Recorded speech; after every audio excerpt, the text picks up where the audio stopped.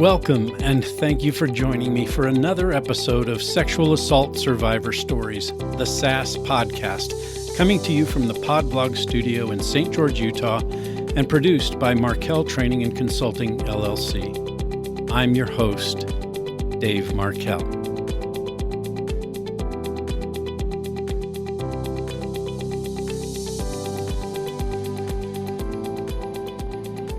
Welcome to this week's episode of Sexual Assault Survivor Stories, the SASS podcast. I'm glad you're here, and I appreciate the time that you are taking to listen in.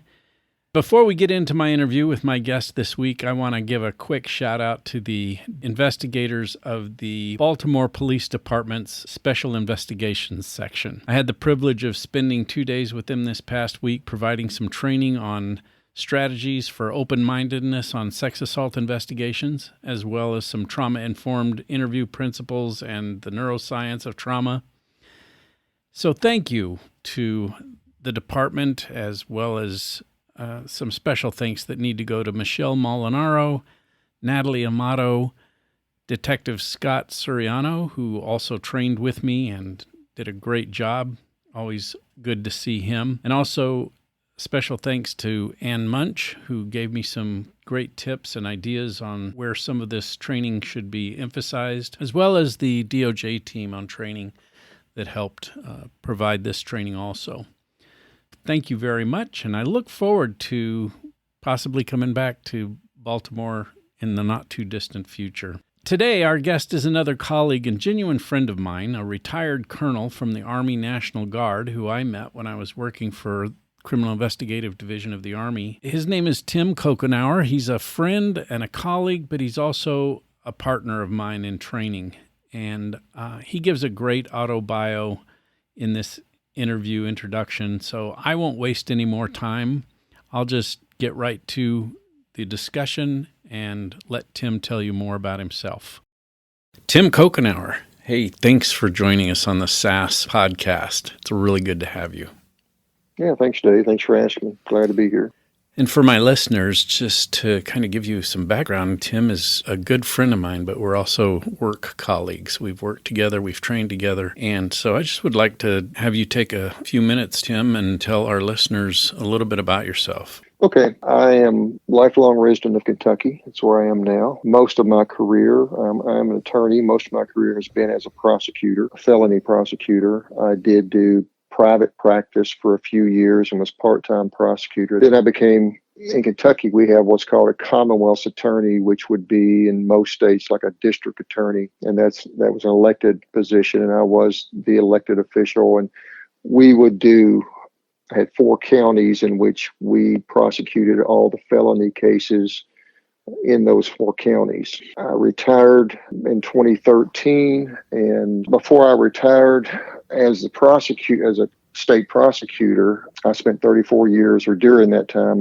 had spent 34 years in the National Guard. Started out as a military policeman in the Marine Corps, and then transferred to the Guard as an enlisted military policeman, then became an officer after I became a lawyer, and spent probably 20 years of that in the JAG Corp. But after I retired in 2013 as the Commonwealth's attorney in my circuit, I spent 3 years on active duty with the National Guard. And Dave, I think that's kind of where we got together and worked a lot together. Right. Investigating sexual assaults throughout the United States. I worked with the group was called, or the office was called the Office of Complex Investigations. It's based in Washington, D.C., and it's still operational today. But it was interesting to me because I did more of what a police officer would do. I would actually went and did the investigations and traveled all over the country doing those for 3 years. Then retired from the National Guard and worked for state government, went back after I retired, and then I'm presently actually working for the Attorney General of Kentucky. I'm back prosecuting cases, and with that job, I prosecute felonies all over the state. We take cases in which there's conflicts that the sitting Commonwealth attorneys can't do in those circuits, and we will handle those. So I just prosecute those. And most of the ones we take are very serious cases. It's, very serious sexual assaults, serious murders. And so that's primarily what I'm doing at this point. You've had an impressive, very busy career. I don't know how you keep up with it all. It's been interesting. It has been interesting. But, after you do something for so long, it becomes familiar to you. And I think, though, that's one reason I really enjoyed the 3 years of investigating for Office of Complex Investigations, because it was so different than what I'd done before. I was kind of burned out as prosecuting, and this way I got to step back and see how tough it is to investigate these cases, and it really is tough. And then actually after that, I spent 4 years in state government directing and running some offices, more just supervising in civilian capacity. And after those 4 years, then I went to the Attorney General. So I because you do burn out prosecution. You see so much, hear so much, and after a while it really gets to you. But I was able to have 6 or 7 or 8 years that I guess to recharge. And so now that I'm back doing it, I'm enjoying doing it again. Right. So let's talk a little bit about that, since that's where we met and that's how we kind of teamed up together, was on this Office of Complex Investigations. And by the way, yes, the title for that office is extremely apropos, because I can't think of a more complex type of investigation than sexual assault and rape. Let's just back up a little bit and tell us how you got involved with OCI and how it kind of changed your perspective on investigating these cases, because that's where, when can't remember his name, was it Colonel Tim Tuttle started the office and kind of laid out the ground rules for it, how it would all work, decided to implement the trauma-informed investigative style that we had been teaching in the Army. So if you could just kind of address your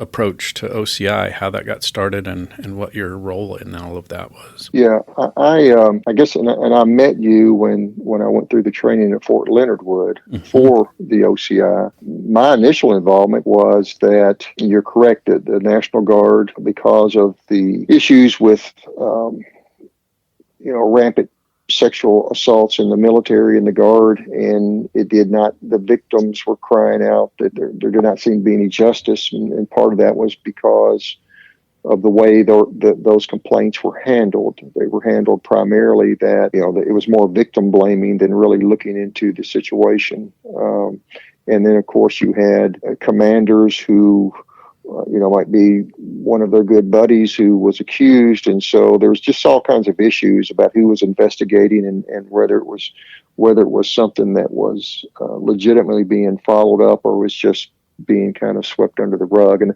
those were the issues that were being raised at the time. And because of that, the National Guard decided that they would change how sexual assaults in the National Guard were investigated. And that's when they decided to, I know you're right. Colonel Tuttle was the director when I first started working there, and he was the first director. In fact, when it first started, I think there was only 3 or 4 of them trying to do it all. Yeah, and they were the full timers, and they were reaching out to the states to see if they could find lawyers or law enforcement officers who were willing to basically be trained, go to where you were the trainer at that time.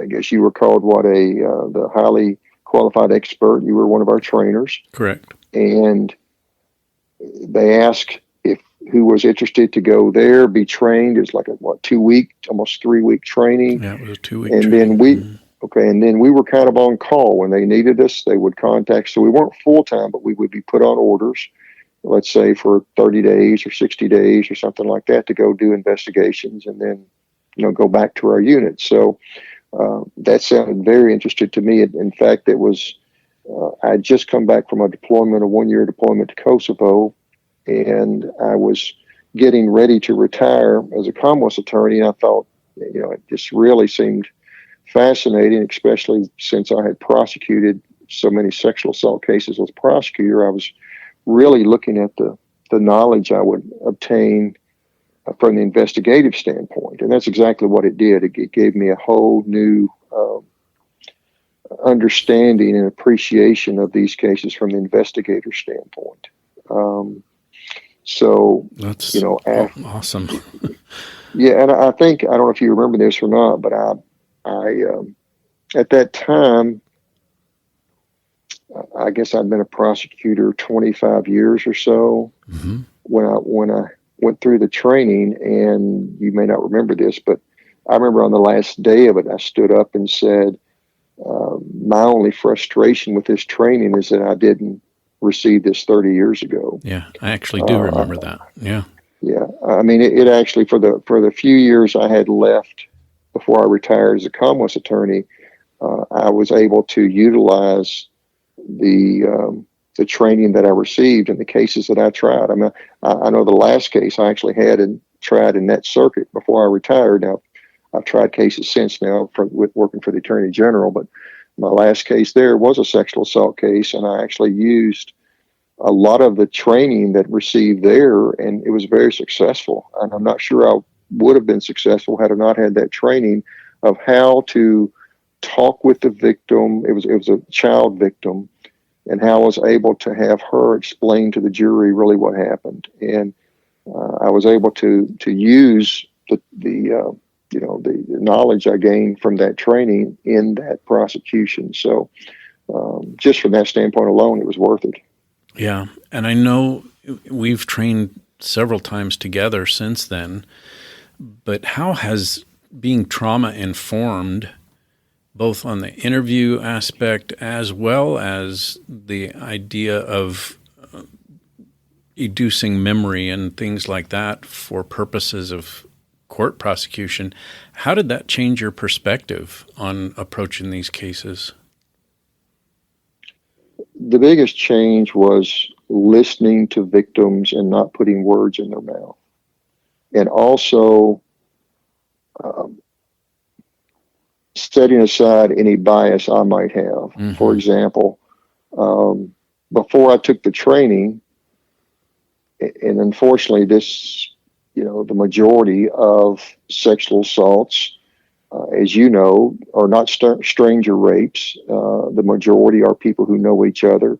The ones I normally dealt with, and especially the ones we investigated in the military, it was normally almost like a date rape where, man and woman go out, they're drinking, they're having a good time, and the man, has sex with the female while she's passed out or something. And the problem is that even as a prosecutor, and I saw this with law enforcement, I saw it with myself. It wasn't just law enforcement. We weren't trained any other way, but it was almost like a assumption of risk, in that you go out with someone, you're both drinking, you kiss him a couple of times, and if you have sex, well, even if you don't want to, then it's your fault. And I'm afraid that was kind of our attitude. Mm-hmm.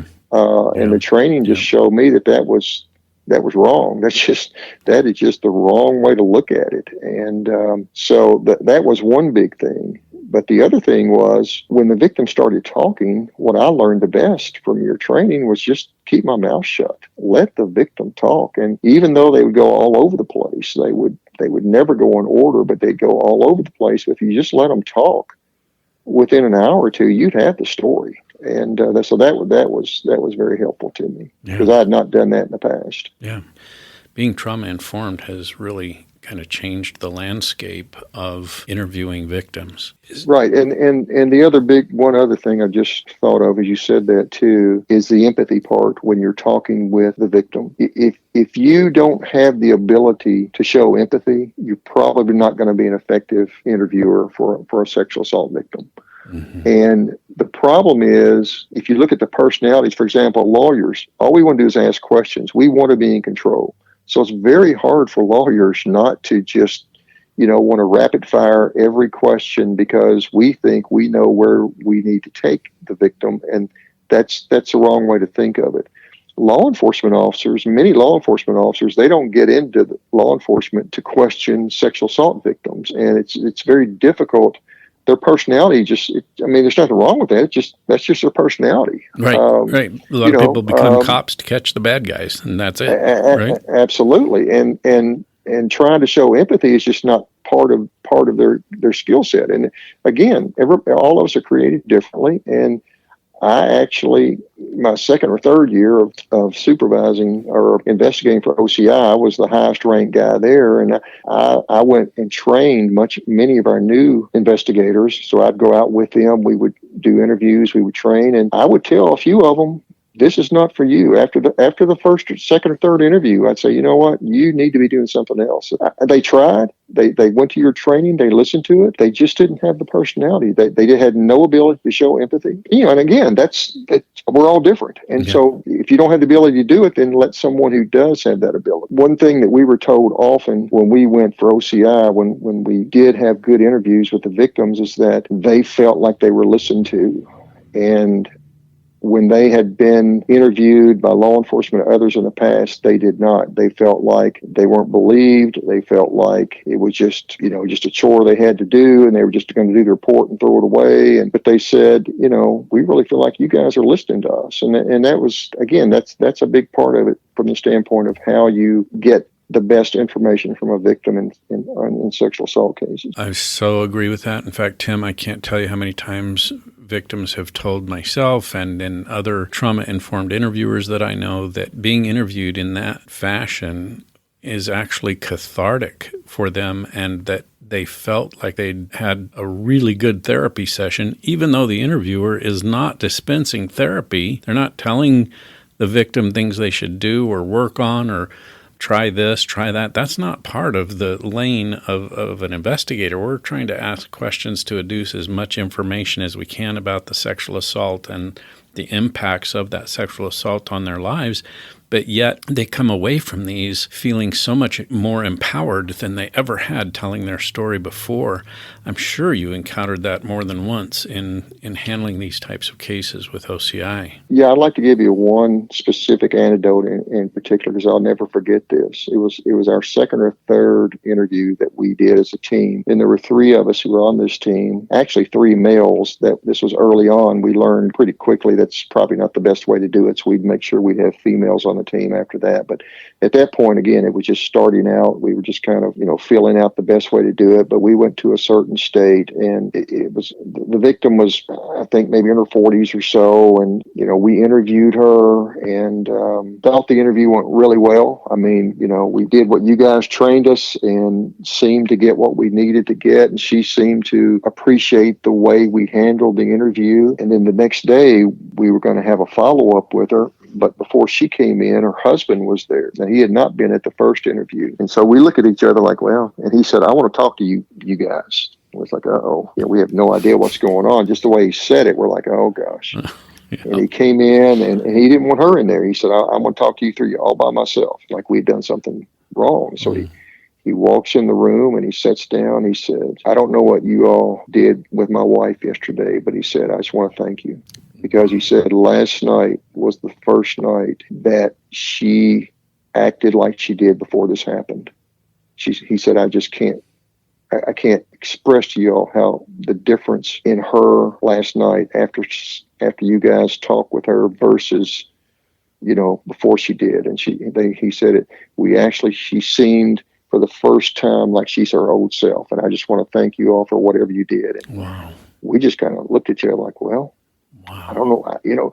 I think the cool thing was, Dave, we just did what you guys trained us to do. We didn't do anything special. We just followed the trauma-informed pattern, and apparently we did it correctly. And being the second or third investigation we'd done, that kind of spurred us on to say, hey, we're doing it right. Yeah. So that really helped us out. Yeah. And I can tell you, Tim, just from my own experience in training this, that the agencies that have fully adopted and embraced the trauma-informed approach, I hear those kind of comments all the time, that they have stories from not only the victims who say thank you and feel better after one of these interviews, but family members saying the same thing about the victims in their family that have been interviewed this way, and how they feel so much better having been listened to in such a meaningful manner, and then having that information utilized in such a way that a successful prosecution can come out of that. You've prosecuted for 35 years now, 30 years you said. Tell me about the old way of prosecuting versus the new way of prosecuting, utilizing trauma-informed techniques and the aspects that you learned. Yeah, well, the old ways, again, were even we as prosecutors would be skeptical of our victim, or we would at least put partial blame on the victim. Again, many of these, if not most of them, were, people who knew each other on a date, too much alcohol, too much drugs, or basically the male having sex with a female and her not even knowing it, and then waking up the next day and saying, "Oh, something must have happened," and then actually going back and having sex with with the perpetrator again, and then 3 days later come to our office. And so we were very skeptical, and we didn't understand any of that and why victims would do things like that. Yeah. And so without us even knowing it, we, deep down, if you're not 100% sure as a prosecutor, it's tough. In civilian cases, they're still tough. The trauma-informed helps tremendously, and helps you get the best evidence you can get. But when you're in a state, for example, like what we have, where you can't really put a lot of that evidence in, still very, very difficult to get convictions. Yeah, absolutely. Yeah, and let me give you two other issues too, kind of to go along with this. First of all, for example, in our state and in most states, this is the same. But you have jury selection. You got a certain panel, and you will try to select, and you're trying to make sure you don't have jurors who are biased one way or the other. So in a sexual assault case, obviously you have to ask people if they've ever had any experience with sexual assault. Now you phrase it in such a way so you say like yourself or family members or close friends or something like, so people won't know exactly what. But then they would come up and we would have these conferences privately with this person and the defense attorneys.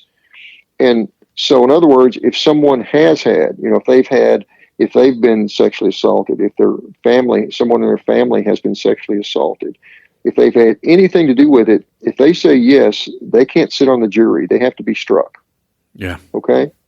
So then you get 12 people up there who have never experienced it. And we have actually experienced that the hardest people to get to convict on a case are females. Let's say if a female has been raped, because that female in this case didn't react as they thought that. For example, so many times the victim will freeze.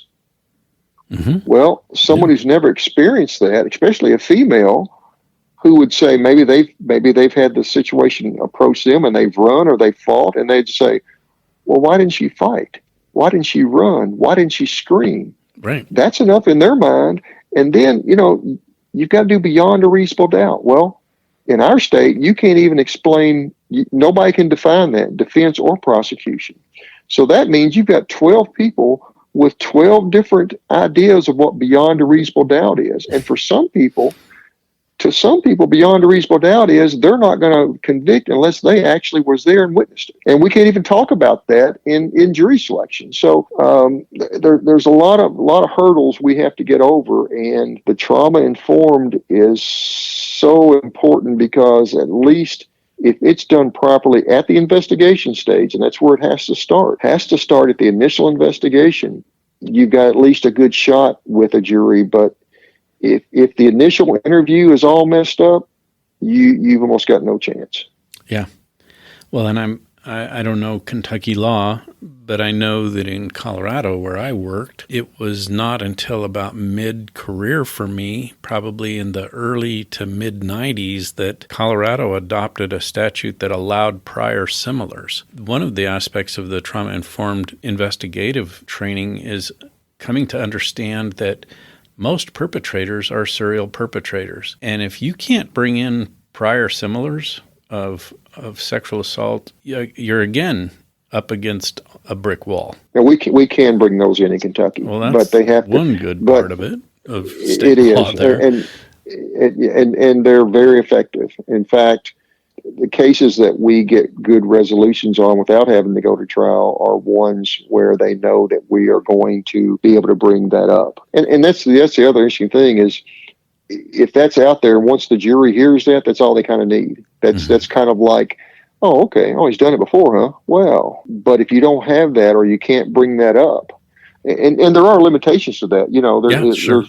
And in our state, judges have a lot of discretion with it's called 404B evidence, and they have a lot of discretion whether to allow it or not. And some judges were more liberal about that than others. And so if it happened 10 years ago, a judge could say that's too long ago, we're not going to do it. Others might say, well, it's just exactly the way it was, and so you just don't know.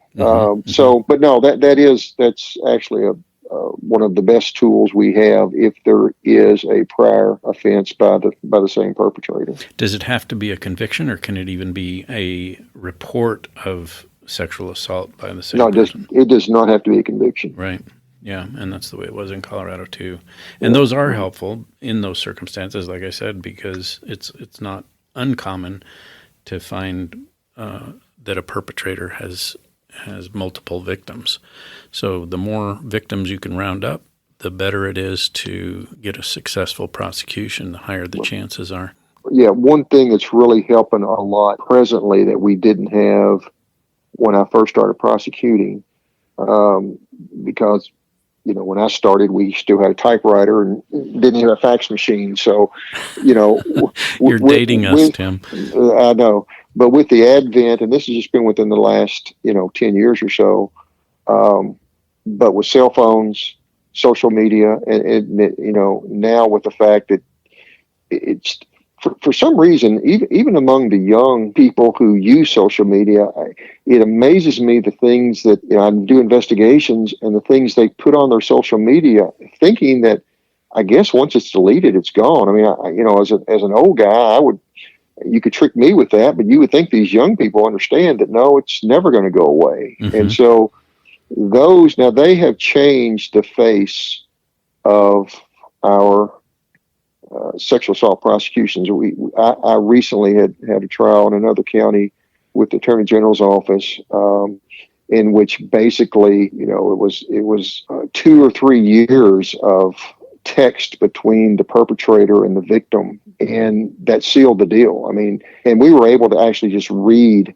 It wasn't the father, but he had married the mother, and so he lived in the house, and the victim was a minor. And I was, in the opening statement, able to read 4, 5, 6, 7 pages of just these disgusting texts that he had sent her. Wow. And in the old days, we never had that. It'd been her word against his. We were able to send the phone, and they were able to do a forensic on the phone, and he couldn't say it. He tried to say it. He didn't send it, but there was really no denying it. So that type of evidence has changed a lot have really enabled prosecutors to become much more effective in sexual assault cases, because so many perpetrators just, I don't know why, I guess it's part of their character, think that their personality, they need to text or write, whatever, that they basically admit everything they do on social media. Yeah. What's your opinion with regard to a military prosecution versus a civilian prosecution with regard to jurors versus, well, in the military, it's panelists is what they're called, but people on the panel in a military prosecution versus civilians on a jury, who's more likely to come back with a guilty verdict? In every case except a sexual assault in the military, I would say the defendant is always going to have more exposure to a military trial, military panel than a civilian jury. But for a sexual assault in the military with a panel, this is just my thoughts. I think it goes back to, it's going to depend on the soldier. It's going to depend on his reputation in the community, in his unit. Mm-hmm. It's going to depend on the reputation of the victim in the unit, because a lot of these units are small, and they know they already have formed opinions about one another. Mm-hmm. Yeah, while that's not supposed to be a part of it, I'm afraid it would be. Again, I'm just right now talking more anecdotally and more in theory. because I actually, since in the Guard, we may have prosecuted a few sexual assaults in my day, but it's been so many years ago that it has nothing to do with the way things are practiced today. And I don't, was never full-time military. So as far as how their prosecutions go, but that would just be my fear of the panels, is depending on how big the unit was and that sort of thing. But it's going to be tough either way, but both have issues. Mm-hmm. It's just it's a touchy subject for panels and for juries. For everyone, yeah. Everyone, and it's yeah. part of the reason I wanted this podcast out there, is because I think we need to talk about these issues more. It can't remain taboo. Right, and I think this is a fair statement regardless. As many people have said, there's except for murder, there's not much worse you can do than to sexually assault someone. But on the other hand, it's maybe not equally, but it's close to make up a false accusation that someone sexually assaulted you. Because once you make up that accusation, if it is made up, and even if that person is acquitted, that's still going to follow that person for the rest of their lives. And I think that's something that juries and panels are so worried about, is if it's a close call, they're going to say, well, do I really want to send this person to prison? I'm just not so sure. And so I think they look at that as well too, is if somebody does make this up. And I think the stats prove out that very few of them are, very few false allegations, but there are some, and the ones that are, that certainly can destroy a person's career or life. Yeah. Which is, I guess, one of the reasons I am so impressed with the program that End Violence Against Women has started, and that's the Start by Believing program, because I agree with you that the way a case is investigated from the get-go is really critical in where that case goes. And if investigators are looking at these cases with the concept in their head that, when a person reports a burglary, that their home was broken into and, these items were taken, law enforcement looks at that and they go to the scene and they start looking for evidence of the break-in, the point of entry. They look for fingerprints. They look for proof of the ownership of those items and ask for a list and, tell us what was stolen, and we'll start looking in pawn shops, and we'll start looking on Craigslist to see if these items come up for sale and things like that. And, oh, by the way, do you have serial numbers of the items that were stolen? And those things are often provided by the homeowner. And it's so rare that law enforcement would go to that person reporting the burglary and say, we're just not so sure that a burglary really occurred here. Let's look at your history first before we start looking for a suspect. And it just seems that in sex assault cases, it's the opposite, that it's the victim who often gets investigated very, very thoroughly and under a microscope, and as you said before, oftentimes not believed, and they have little credibility from the get-go. Yes, there are false reports, but if you start investigating the case as though what the victim said is actually true, and you start following the evidence, you end up most of the time with evidence that shows that a rape occurred. And I think that's part of the issue that we're dealing with in these cases. It is, and it's also not asking the wrong questions that are going to be in your initial report. For example, and this was in the book Missoula, where a girl was gang raped. They asked her a question like, as her, the questioners, they asked the officer, the initial investigating officer, and I've got this because I was reading from the report. And it was something like, do you think, did the perpetrator think maybe you think he thought maybe you consented, and asked questions like, well, why didn't you not do that? Why didn't you tell someone? Or why didn't you, they'd say, well, I didn't want to get the person in trouble. Basically, when I looked at that, when I read that book and I looked at that report, her answers, it doesn't matter. I don't think any of us trained under trauma informed could then go back and rehabilitate that for trial, because once a officer puts a report, that's going to be part of discovery. The defense attorney is going to get that. Yeah.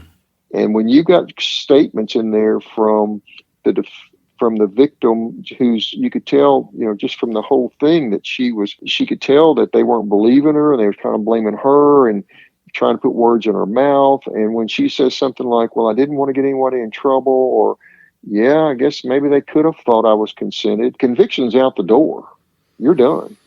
And there's no way to, we could talk, she can go back on the stand and say, that's not what I meant. And that's fine. And that's one way to try. And maybe you could, but it'd be difficult. It would be. And I guess I say that to the standpoint of, that's why it's so important for the initial investigators to make sure they know how to properly interview these victims. And if they don't, they need to get somebody who does. If they don't, then just have the humility to say, look, this isn't my skill set. I'm not going to do it. Let's get somebody else to do it. Because that initial report, if it comes out like that, there's not a prosecutor in the world that can do anything with that. Yeah. I'm so appreciative of the fact that you brought that up again and kind of reemphasized that law enforcement really needs to look at how we investigate these cases. And for so long, we have been trained to interview victims from a standpoint that they are suspects, because I can't think of an academy that I've taught at or been through or witnessed or heard about that has dedicated a large portion of the learning process for incoming police officers to learn how to interview victims and be trauma-informed and apply trauma-informed principles in an interview. And so what do they utilize? They utilize that they are trained on, and that's how to obtain a confession from a suspect. And the tactics that are used, the methods that are applied are harmful to victims that oftentimes they back out and don't want to participate in the investigation from the very beginning, from that initial interview. So I appreciate you bringing out the fact that this is what we need, because that's what I want victims and survivors to hear as they listen to this podcast and to push for in the future, is a trauma-informed law enforcement organization. So thanks for bringing it up. Thanks for emphasizing it. But I think even more so, when you said there needs to be units specializing that within the law enforcement department, there does, because the other thing I learned from being an investigator is the more I did it, the better I got at it. So if you just, first of all, I think police officers have an impossible job. There's so much to do. And here in Kentucky, our officers are so overworked. They've got guys, they are. They're just everywhere, and they've got to try to do everything. And I really feel for them. So I am no way denigrating at all what they're trying. I know they're trying to do the best they can with what they've got. And the problem is, and I've trained some law enforcement on trauma informed, and I'd take us through. But you know what? If they only have one case a year or one every 2 years, they're going to forget all that and they're going to go back to their default. And I would do the same. That's just human nature. So you're right. It'd be great if departments could have that as a specialized unit, and that's all those people did. And some units do. I work with some of our division, the sheriff's office, I know in some of the bigger cities around where I've been prosecuting, they have 2 or 3 people that do nothing but sexual assault investigations, and that's it. And they use trauma informed, and they're very successful, and they're very good at it. But A lot of departments, or most, do not have the resources to do that, and that does make it difficult. Absolutely. Tim, it's been an amazing discussion to be able to sit with you this evening and talk about these things. Is there anything that you think really that victims and survivors should know and that you would like to give a message to before we sign off? If you've run into someone who really hasn't treated you if you were not believed, please don't think that that's the mindset of those of us out there who really are trying to make this process much better. And a lot of times if you run into someone who really doesn't interview you properly or treat you properly or make you feel like they believe you, I really believe it's not because that's their intent. They're just not properly trained. But just keep hope that, we're going to keep fighting to try to make sure that when these interviews take place, that they are done properly as much as possible. And that way the prosecution from that standpoint can hopefully be more successful. Yeah. Thank you. Let me ask you another question. Would you be willing to come back and visit with us again on the podcast? Sure, anytime. Thank you, Tim. Thank you. And we'll be in touch. It's been a real pleasure. Same here. Thanks, Dave.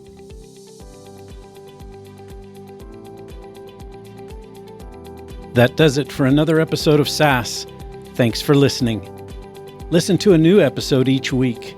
And please remember to subscribe, rate each episode, and spread the word about this important podcast, because we all know someone who's been affected by sexual assault or rape. Remember to start by believing, and let's all do our share to help bring justice to victims of rape and sexual assault. We'll talk to you next week.